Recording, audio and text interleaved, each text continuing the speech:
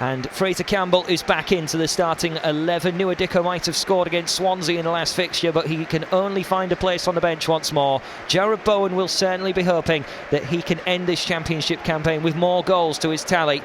So far, after being able to get one against Swansea last week, there are a collection of youngsters on the bench, Brandon Fleming and Max Sheaf, but George Long gets the stay in goal ahead of David Marshall.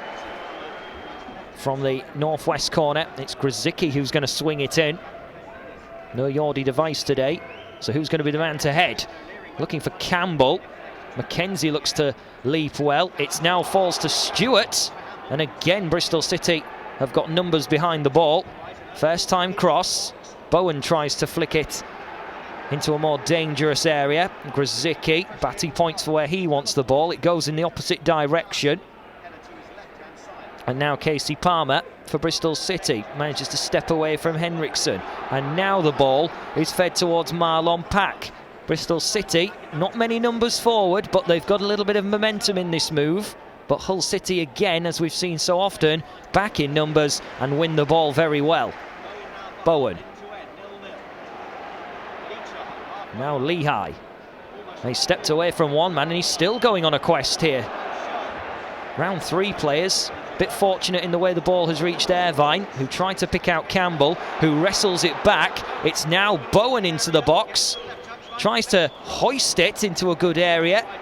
Now with Lehigh again. Stewart turns away from Palmer. He's going to have a go! And it's not far away from Kevin Stewart, who is hungry for these long-range efforts, it would seem. And this time he was closer. He's had a couple of shots blocked so far in this game. This one was pretty close. That was a strange throw-in. And Pat gathers. The shot finally comes in. It will be scrambled away by Rhys Burke. But Marlon Pack there, you don't see a throw-in taken like that very often at this level of the game. And a few fans actually in the East Stand thought it was a foul throw. Here's Palmer. He's worked it well to Patterson, who chips it back in. Zizou is there, and from close range he cannot get it on target. The flag stayed down as well. A really good chance for the visitors, and the man who scored at Ashton Gate should really have scored here. Clever ball played in. He's got goal side of his man. He just has to tap it maybe underneath George Long, let the ball do the work, but he's tried to hit it more powerfully, and that's why the ball has gone screaming over the crossbar. It's now with Brownhill, switched across, over towards Kelly. Campbell pressing and probing and forcing the issue here and taking the ball back to O'Leary, who gives it away. Irvine gathers, and that will be a cheap free kick to give away for Bristol City. And John Brooks here is going to get his card out once more. And you can tell by the way he's lining this one up, he's going to hit it. He does hit it. Oh, and it's not far away at all. Well, a great effort from very long range by Jarrod Bowen, and that might just have been his goal of the season. If it hit the target, you can see how close it is. Very close indeed. Positive, confident run-up. Lehigh, that's a clever ball. Grzycki now to the byline, headed away comfortably. But Hull trying to set up camp in Bristol City's final third here. It's Lehigh who sets sights on the box. Looks to pick out Campbell, but he can't steer it towards the goal. He managed to connect from across from Lehigh. More misery for Bristol City. Scoreline being read out behind me is that Rotherham are now 2-0 down against Middlesbrough. So it's a very quiet away end at the moment. Are they going to be celebrating in a few seconds' time if Bristol City can materialise something special from this? It's a really good ball. Brownhill's header, and then onto the crossbar. He could not have missed, but he somehow found a way. Zizou there smiles to the sky, but Bristol City fans aren't smiling at the other end of the ground. That really should have been 1-0 to the visitors.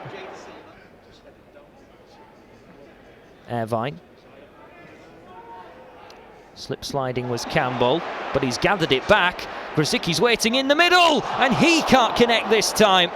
Campbell playing the ball in a reversal of roles between Campbell and Grzycki there. The attack is still on as Batty gets back to his feet and retains possession.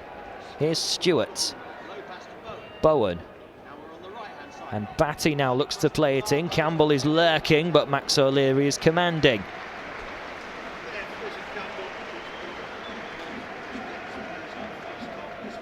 Campbell managing to win it back well, and for the first time Bristol City looked a little bit muddled in their defence there, but the ball was able to be played in, no one able to stop the cross. Henriksen, well, just says see you later to Casey Palmer, and then the ball is sent careering upfield by Campbell, who now plays it on to Grzycki. Good chance this for the Tigers as they now launch it in. Campbell is caught there inside the penalty area. He asks the question of whether it should be a penalty, but John Brooks just jogs away saying no. Casey Palmer around one man and then tries to roulette turn his way past Irvine, who now plays the ball to Grzycki. Look at all the space he's got. He's into the penalty area. Campbell stretching, but he can't turn it in. Two great chances for the Tigers then at the start of this second half, neither dropping into the back of the net, but Campbell here with a great opportunity. Here's Grzycki. This is the first one. He's pushed there by Bailey Wright, and Campbell sent to the ground as Grzycki floated the ball in nicely. That for me looks a penalty. This is the second chance. Grzycki again. Campbell stretching, but just arrived a little bit late as the ball just went past. There looked to be a little touch there to take it away from Fraser Campbell. Zizou. It's now Patterson. Vyman wants it, but Bristol City almost take the lead through Patterson. Henriksen there trying to do his bit to get the ball away. The ball then coming in. It was a bit of a weird one, the way it actually left the foot of Patterson. He was expecting it to maybe curve to the right-hand side. Just takes a bobble, which results in the ball going wide of the target. Henriksen, the captain, barking the orders as Bristol City look to go on with the free kick quickly. Here's Grzycki now, who's still got lots of pace. There's pace in the middle now in Dicko as well. Grzycki just striding on, looks to play it in. Irvine! What a finish that is from Jackson Irvine. 9 minutes of the second half gone, and he did not need any other invitation in this game. His first shot, Jackson Irvine, and he has laced it nicely into the bottom right-hand corner, and that might mean Bristol City's season ends here. Smiles on his face. Lloyd Kelly trying to poke the ball away, but he only got it into the path of Irvine, who didn't even need a touch. He does really well on the left foot. The pace on the ball gives Max O'Leary no chance. And all the odds are now stacked against Bristol City in their playoff quest. The Tigers now disrupting that, and we lead by 1-0 on the final day of the season through Jackson Irvine. Nigel Adkins just having conversation with Andy Crosby. 1-0 up to the good, but always conscious of going for more goals to add to the 3 points, because it is only 1-0 at the moment, and there's still plenty of time for Bristol City to change things. And they look to change things now. Taylor heading up on the right-hand side. Brownhill looking to feed it back to the substitute Taylor. It comes off Rhys Burke. He regathers his bearings. Eliasson, there's an appeal for handball. The ball's in the net. Well, that should have been handball. You can see the Tigers, they are furious, but Bristol City do have an equaliser. That, for me, is the clearest handball all season. John Brooks hasn't seen it, and Eliasson there is pleading his innocence. Brownhill then playing it in, Taylor getting the shot in. This is where it all comes about. That, for me, has hit Eliasson. You can see everyone stops. Everybody stops in black and amber shirts. They thought the free kick was going to come, and a free kick is going to be given. It's going to be chalked off.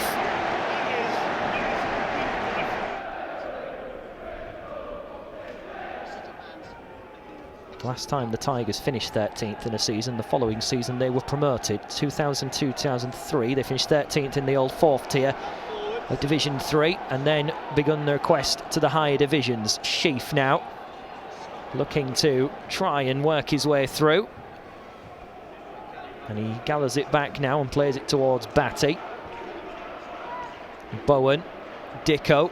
Oh, lovely back heel. Bowen with a chance to score, but Max O'Leary makes the save. It would have capped off his season nicely. In comes the cross, looking for Dicko.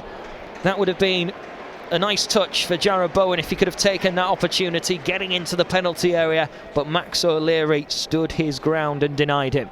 At the other end of the pitch, it's Eliasson for Bristol City, who swings it in. What a save from George Long. This time it drops in. Flag is up, though, over on the far side. Bristol City are denied again. The linesman was very sure there that it was an offside. Bristol City once again denied. There's a bit of anger. Red faces to match the red shirts of the Bristol City fans. And John Brooks once again has to consult with his linesman. Initially, John Brooks was going to allow play to go on here. So what is the message? It was a great cross played in. An absolutely outstanding save from George Long. And you can see there he's offside. The man on the line is offside. But it's been given.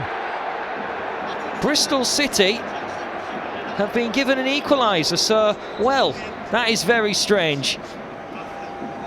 That, for me, looked to be a clear offside, and Bristol City have equalised. Hull City, very perplexed, but I'm sure that angle suggests that Bristol City are offside here. Great save from Long. It hasn't hit Taylor, it's come off Henriksen, but if he's active, that must mean he's offside. Linesman, for me, is correct. Fleming drives it forward. Sheaf is going to try and get underneath this one. And he's managed to find Batty. He can get in the penalty area. Ball comes in! Massive block there from Bristol City. Irvine with the cleanest of connections. And I thought the net was going to ripple, but there was a man standing in the way of Irvine getting a brace. But good play here from the two younger members of this team, Sheaf and Batty, and Irvine looked to have hit that on target.